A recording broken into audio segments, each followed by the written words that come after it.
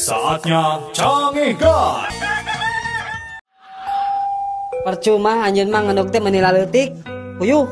Naon atuh? Tah contohan atuh kuring ngendog mah kudu badag gieu ye. Nah, Dina segi ekonomi mah kuring teh leuwih punjul.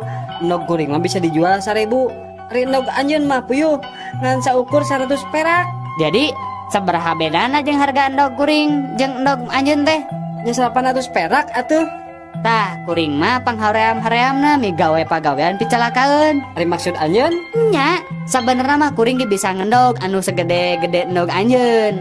Ngan kuring mah haroream. Nah, bataro ream. Nya hoream atuh.